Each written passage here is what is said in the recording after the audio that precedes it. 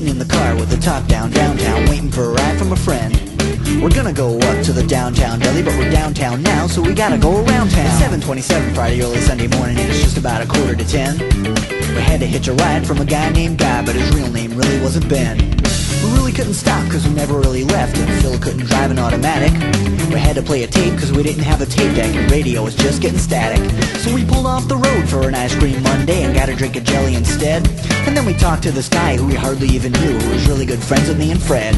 So I guess what I'm really trying to say is, I super kung fu triple whammy miss you.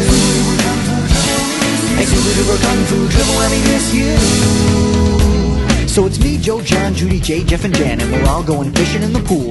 But Jeff told Joe that Jen likes John, and John showed Jen his tattoo. So we're all downtown now, and who do we see? Tyrone, Tom, Tony, Trish, and Tim. So we all took a bus to the desert on a boat, and Trish taught Tony how to swim. The water wasn't there, but we didn't really care, cause we all got to drink from the pond. Tony ate a pear, but he lost all his hair. Then he looked down and found a magic wand. Judy took the wand and she waved it in the air. Then she pointed it at Tony, Tim, and Tom.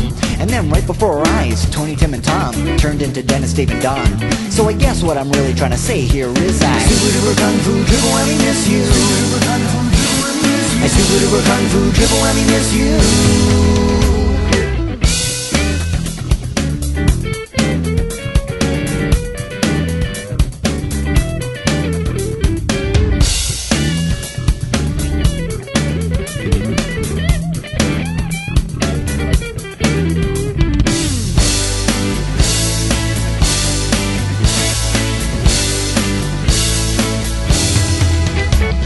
We all wanted Burger King, but went to Mickey D's because there the sweet and sour sauce is free.